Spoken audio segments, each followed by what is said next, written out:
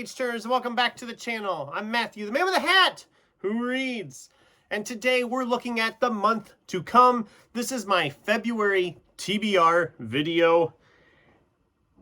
And I've been trying to get through some stuff that's been sitting here a while, as you know. But I'm also trying to find time to read. My reading time has been cut considerably, it seems like, lately. But I've got 9 books here I'm hoping to get to in February. There probably will be some January carryovers just because looking at the days that are left in January, there's no way I'm getting them all finished. And February being the shortest month, it's probably a good thing to only have 9 books for the month. So let's dive in and talk about them.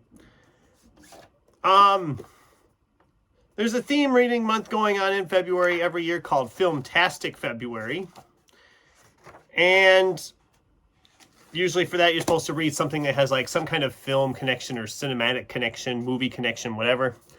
So we have this time around, Disney's British Gentleman, The Life and Career of David Tomlinson by Nathan Morley.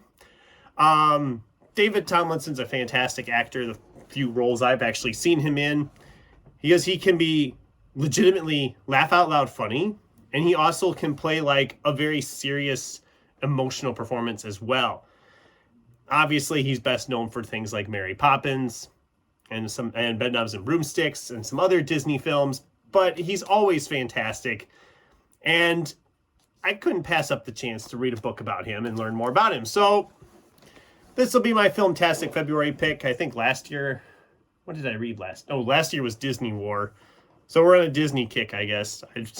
Just how it's going, I guess. So that's my nonfiction pick for the month and Filmtastic February. And then, of course, Fantasy February. So I have a ton of fantasy stuff here as well. We're going to dive into all that now. This one I got from my girlfriend last year.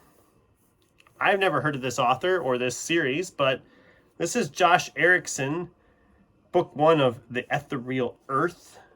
Hero Forged. I don't know how many's in this series. I think she said there's like 5 or 6 in this series. I don't know. I'm not exactly sure. But I'm curious about it. And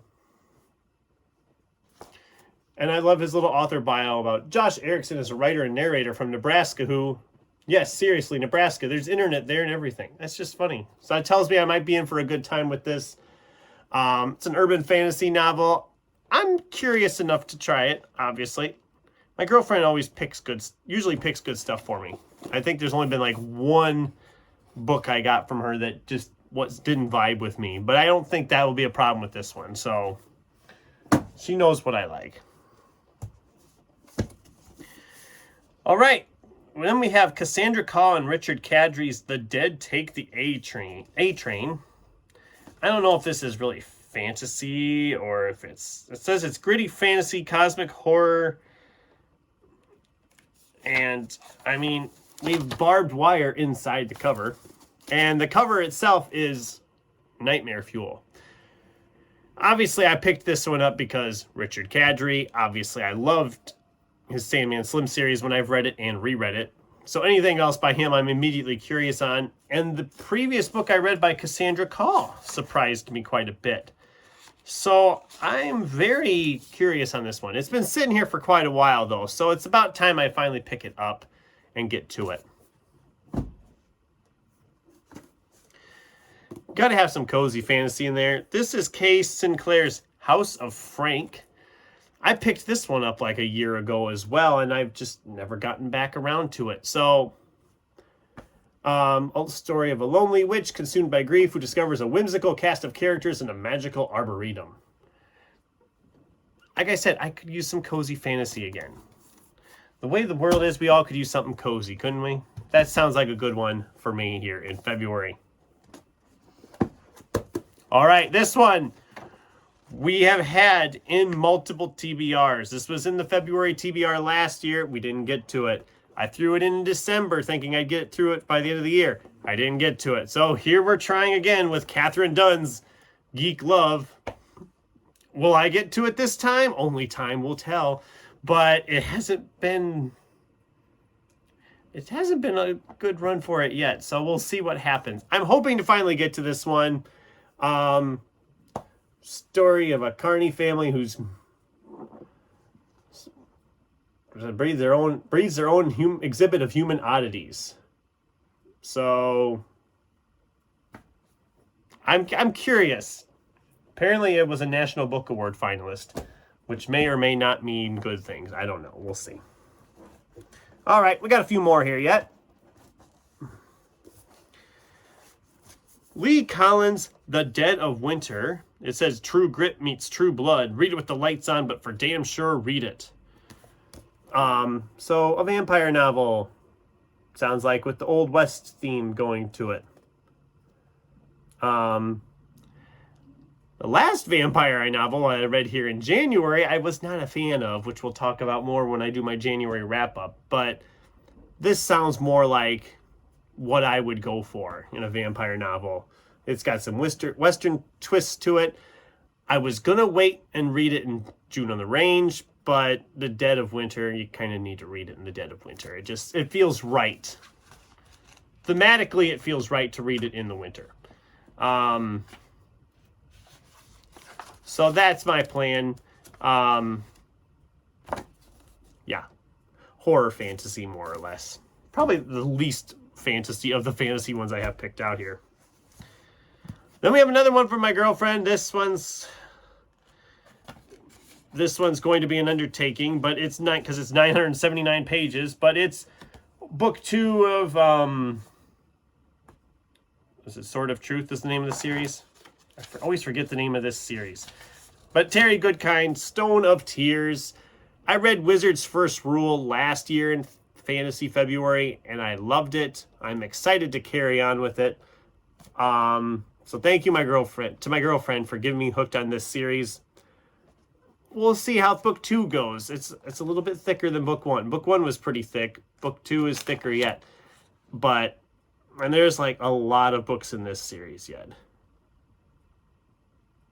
There's like 9 more that they show in here. I don't know if that's all there is or if there's more after that. So we're in for a long run with this series yet, but I was going to pick up the next Game of Thrones one here in February, but I thought I kind of want to go back to this though, too. And I knew I couldn't do both. There's no way I could get through both in February. So we'll see. Maybe if I get all these done and I have time, maybe I'll start that one. But we have a reread here. If you watched my reread video, you know I'm planning on doing a bunch of rereads of a bunch of books I haven't read for probably 15 years.